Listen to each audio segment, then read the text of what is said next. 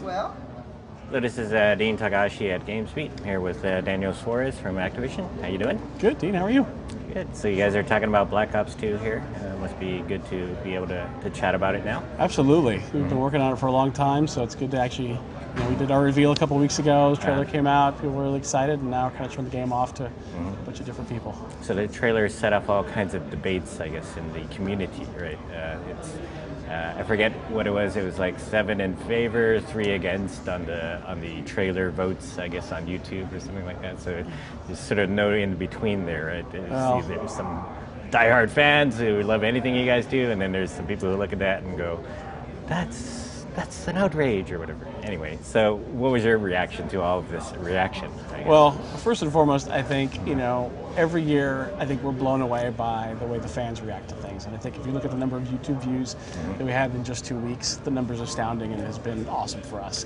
And I think what that does is the team at Treyarch just gets even more motivated. And, we look at all the feedback, we look at what everybody's saying. And I think, like you said, a large majority of people are excited. We're taking Call of Duty in a new direction. We're adding some new gameplay, innovation to what's going on. I think we've showed off one future. We've talked about sort of the branching storyline stuff. We've shown these Strike Force missions. We've hinted at zombies. We've hinted at what we're doing in multiplayer. And I think all those things sort of, as Mark talks about, sort of fulfill that concept of the complete package. So I think people hearing about that, it's exciting, and we're excited the way people are reacting to it. And the drones and the robots, I guess, it's very different kind of combat than the traditional visceral infantry soldier hand-to-hand fighting of Call of Duty. Sure. How do you convince the fans that this is the right way to go? Well, the first thing I'll say to convince them is that sort of old type of gameplay hasn't gone away. So if you think of the way we're telling the story for Call of Duty Black Ops 2, it's a 2 sort of time period game. We've got the past, which is based in the sort of first Cold War, or sort of the latter half of that first Cold War, where we're going to Central America and sort of the key hot zones in the Middle East and all the different things that took place there.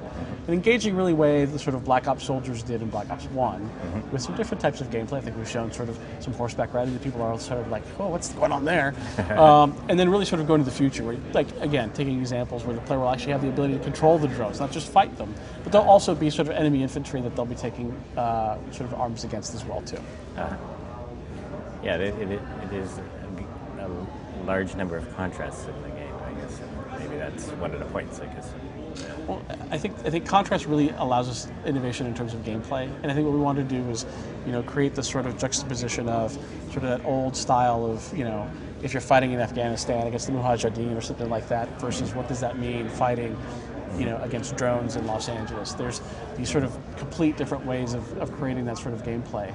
And I think with the game and the campaign itself, we're constantly trying to find innovative ways to sort of change what the player thinks is going to happen next. And I think that's where the Strike Force missions sort of play this interesting sort of introduction to the way people expect their linear gameplay to be with Call of Duty.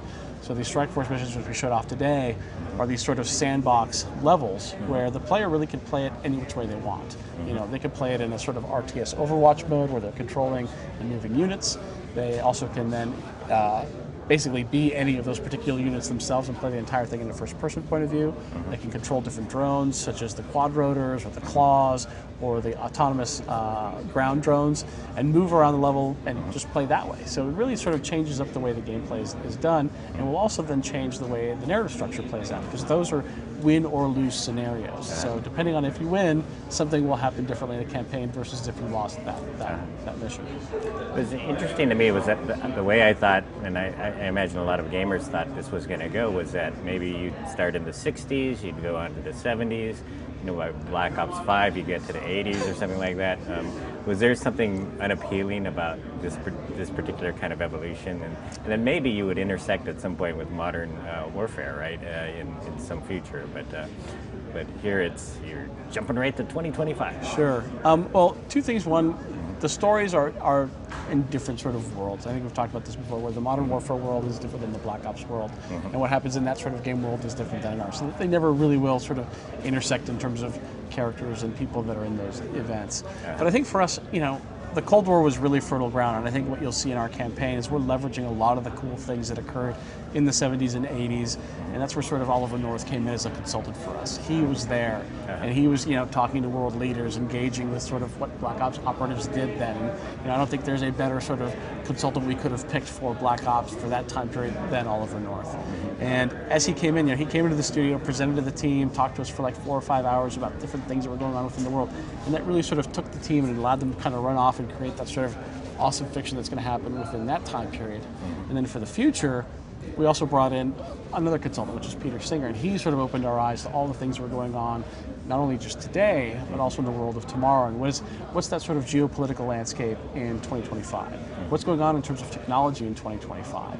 And this sort of concept of there was some sort of parallelism between what was going on in the world in the 70s and 80s with the uprising, well, at least what was going on in the Middle East and Central America, and then that parallel of what's going on in the world today in those areas. And it really allowed us to sort of say, wow, there's this sort of cool juxtaposition of those two areas being critical sort of hot points within the world, and let's kind of play that story that way.